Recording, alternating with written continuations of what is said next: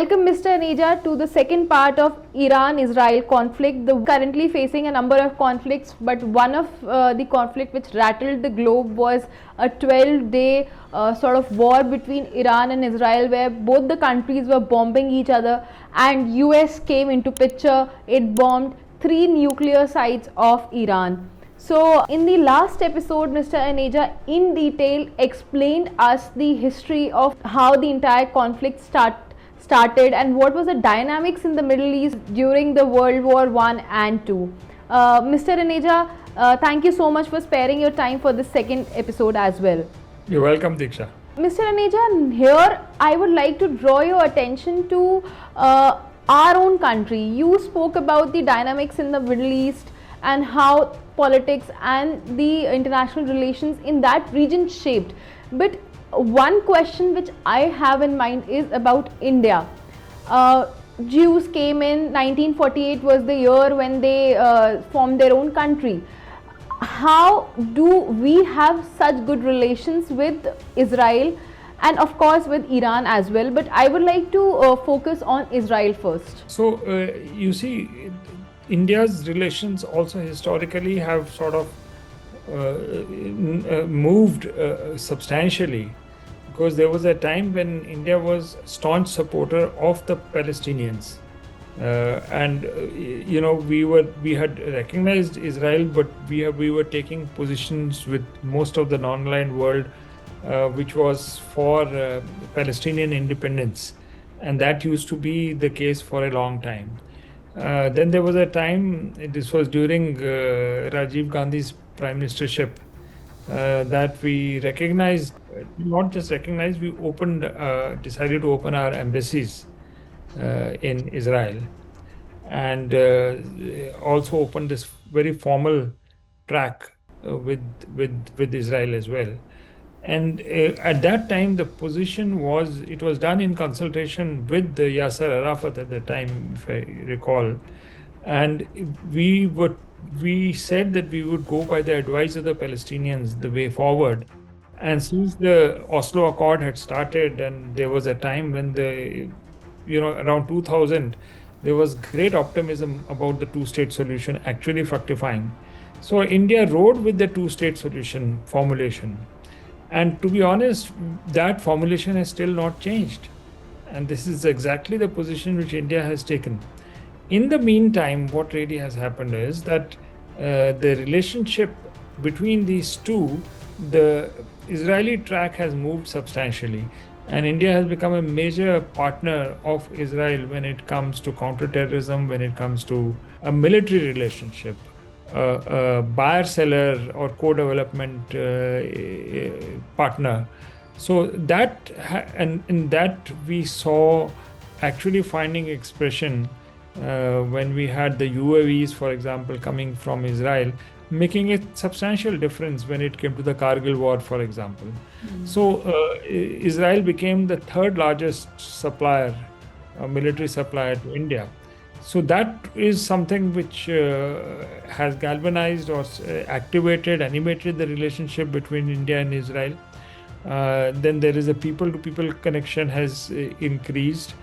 You find many Israeli tourists coming to India. A lot of these young people who finish their compulsory military service in Israel, you will find them in the Parvati Valley in Himachal Pradesh. You will find them in Pushkar and generally Goa or other tourist destinations inside India.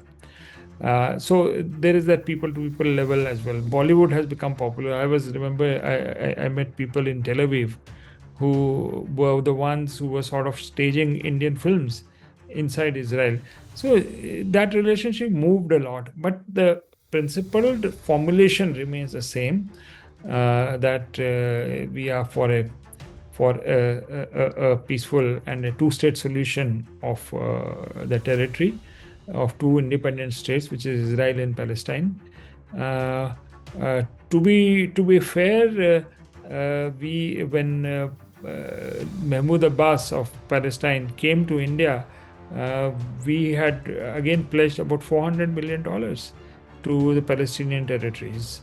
So, that is India's attempt to strike a balance from a relation which was very much pro-Palestine at one time, acquires a balance in tandem with the changes which were taking place in the Palestinian territories and Israel of a two-state solution.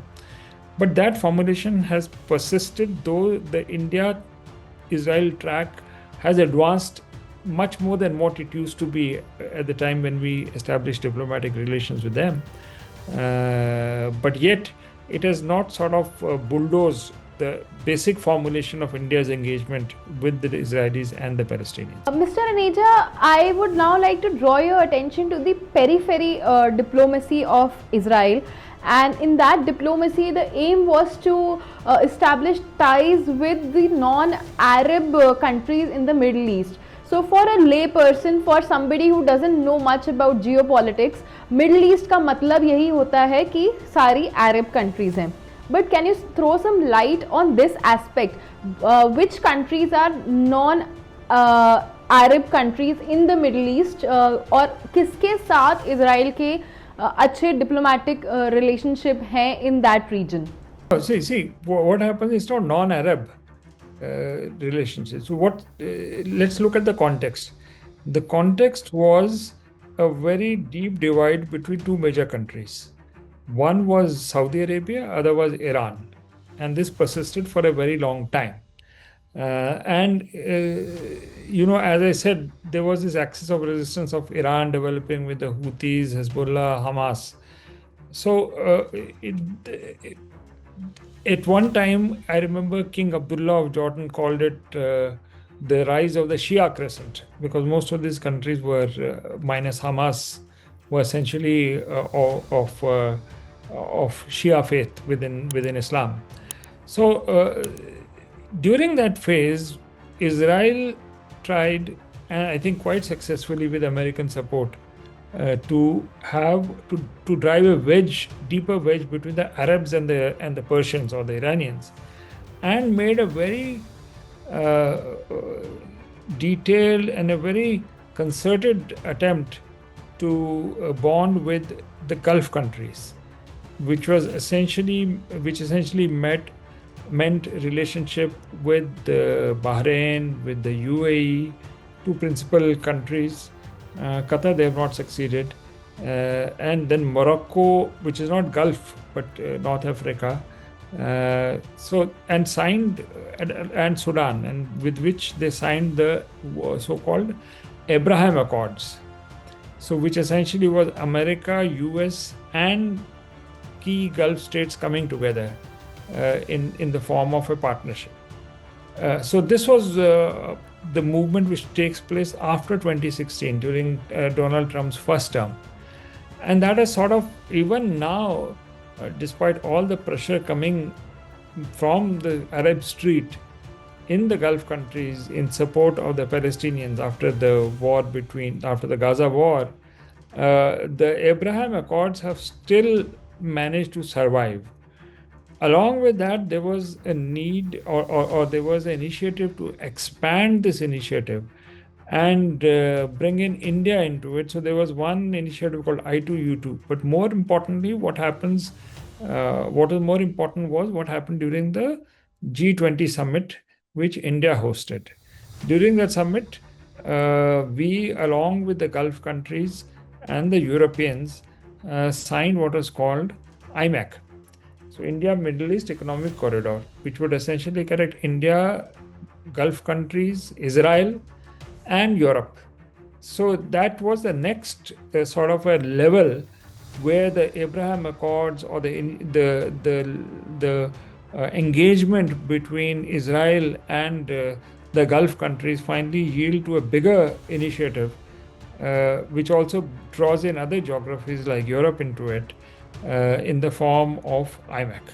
So that's where we are when it comes to the fallout of the initiative which followed the breach between Saudi Arabia and Iran, of which both the Israelis and the Americans took advantage and sort of have been, in a way, being supportive, if not initiators of what is today's IMEC.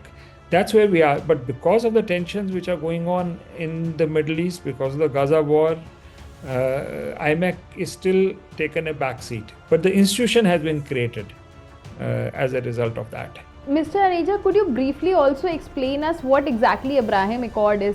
And my next question again, for a very brief answer, is what is OIC? So those are two separate things. OIC is Organization of Islamic Conference. Now that is a much larger body of Muslim nations which come together, which actually, to be honest, is a response, or even one may say a retaliation to the formation of the non-aligned movement. So OIC was essentially a Pakistani initiative, but it has evolved over time, which includes a much larger body of Muslim nations. It is not just confined to the Middle East, but South Asia, Africa. So it's a big body of Muslim nations which was formed, and that is the OIC, which is separate. So then you have the Abraham Accords, are the accords which were initiated between where Israel and some of the Arab states come in. In OIC, there is no Israel. So in the Abraham Accords, the focus is a rapprochement and a sort of a partnership between Israel and some of select but very important Gulf states. And of course, Morocco is a North African state. So that is what happens. Most of these Gulf states are extremely rich. They are financial powerhouses. They are rich in energy resources, and countries which honestly are middle powers who are also in a way expanding their influence in the global south. The UAE, for example, is a very major player now in Africa, for example. And the Sovereign Wealth Fund, controlled by Abu Dhabi, funds numerous projects all over the global south, but quite prominently in Africa. So this is how Abraham Accords come into the picture. But there is one complexity I wish to add here, that while they were formed at a time when Iran and Saudi Arabia were on the opposite side of the fence, but something else happens, which is a Chinese initiative which brings the Iranians and the Saudis together. In the sense, they sign a peace deal. And so that breach between the Gulf and Iran is somewhat mellowed by what this agreement or this peace accord between the Iranians and Saudi Arabia. If you recall, there was a war which was being fought by Saudi Arabia in Yemen, essentially against the Houthis. And it went on for nearly a decade before a situation arose when fighting gave way to dialogue and finally to the agreement between the Iranians and the Saudis. So that is something, undercurrent of which remains even now. But despite this rapprochement, this has in no way impacted on the Abraham Accords, which has moved on its own initiative and has gained considerable momentum, and is at a pause button right now. I mean, you have to see how the conflict situation in the region pans out in the next few months or years before the Abraham Accords or the countries in the Abraham Accords realize the full potential of this grouping. Lastly, Mr. Aneja, because we are now progressing towards the end of this episode, I would like your thoughts and comments on one very important factor. Gaza, Israel क्या Gaza strip को, Gaza पट्टी को भूल चुका है, क्योंकि उसका focus अभी पूरा ईरान पे है, एंड यूएस ने भी ईरान के न्यूक्लियर साइट्स को बॉम्ब किया था. So do you feel that Gaza is a forgotten piece in Israel's mind, or Israel will have to fight a multi-pronged, multi-dimensional war in the current scenario? See, the focus right now, Diksha, is on Iran. You're right. But as the situation somewhat eases in Iran, Gaza will again come into prominence. So I would not say it's been forgotten. The point is that Gaza has been weakened so much because of the previous military action by Israel that it is not creating anything on the ground which persuades Israel right now to shift focus from Iran to Gaza. But it will not be forgotten because of history of it and the popular sentiments in the region that it has raised, and frankly within Israel itself, where there is a strong sometimes opposition to Netanyahu's policy towards Gaza.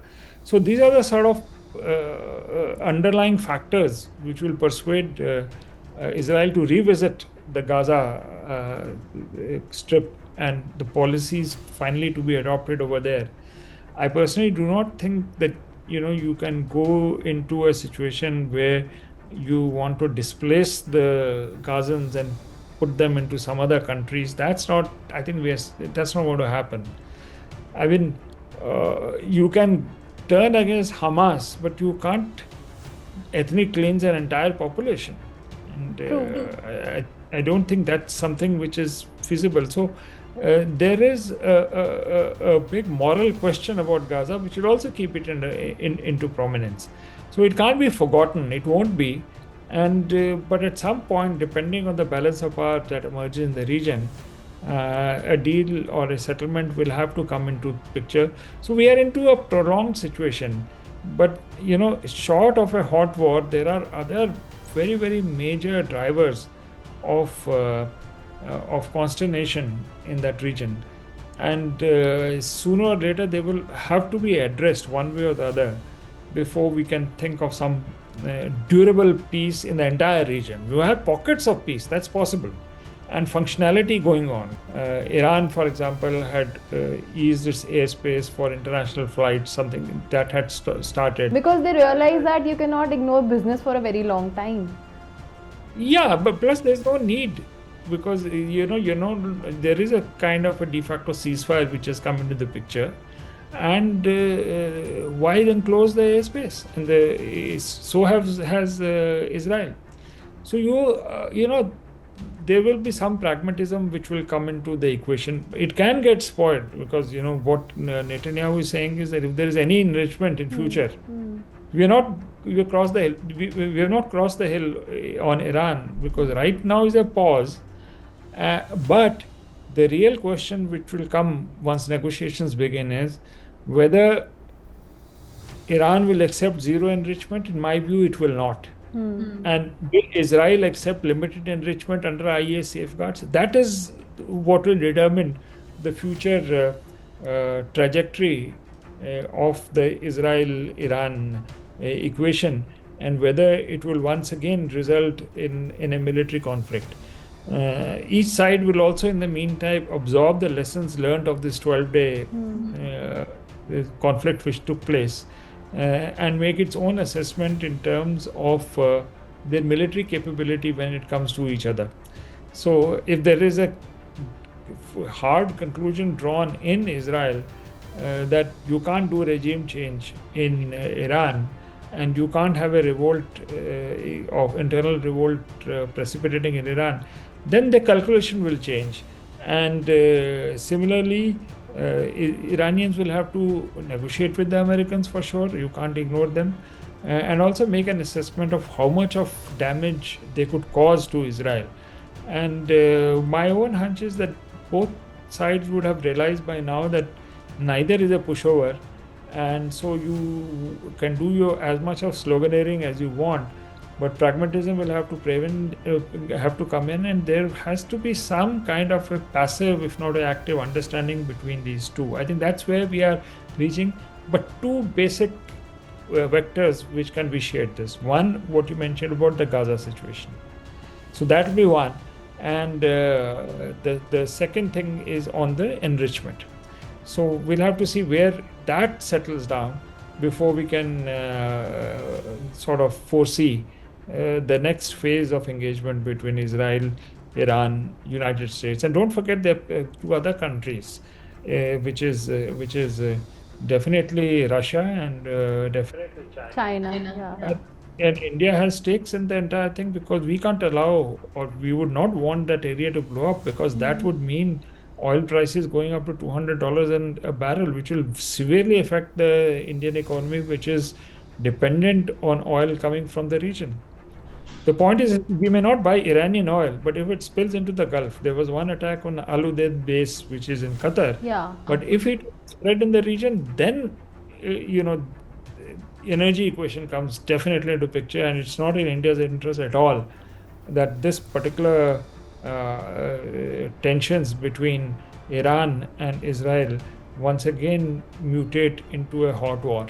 So that's where we are right now. Some suspense, but a pause right now in terms of the conflict. Any anecdote which you would like to share with our viewers at the end while you were in the region covering the entire region and the politics and how the world was shaping around it? Anything that you would like to share with us on this episode at the end? You know, Diksha, many memories come to mind. I remember covering the 2009 elections in Iran, presidential elections, and within the voting took place throughout the day. And I remember I had to go to the then Indian ambassador's residence for dinner. It was dark and very windy in Tehran, and his residence was somewhere in the hill, towards the hills. So I remember the headlights catching this, leaves of these trees on the headlights, and people standing in queues till late at night, trying to ready for voting. So, but what happened the next morning was pretty dramatic, because the results were declared early in the morning that, if I recall, it was Ahmadinejad who had won the elections, and then there were those protests which took place right outside the hotel. There were these people. They had this huge this trash bins. So the protesters were lighting fires into that, and it was a lot of smoke around. And then you had this paramilitary called Basij, the Iranians have. So they came on motorcycles to break up the protests. A lot of tear gas around the hotel where I was staying. And of course, we had to leave in next 24 hours. There was a big notice at the lobby of the hotel that all foreign journalists must exit in the next 24 hours. And so the entire international media was there, so we all had to sort of beat a retreat. So that's one memory that just came into my mind as we were talking about Iran. There are several others of Arab Spring and all. Maybe in some other program, we can have a chat on that. Thank you so much, Mr. Raneja, for sparing your valuable time and sharing such deep insight on the subject. I'm sure whoever watches this episode will deeply benefit from your knowledge, and we just hope that peace prevails across the globe. Thank you so much, Mr. Raneja, for joining us for this 2-episode series on Iran and Israel history. You're very welcome, Diksha. All the best.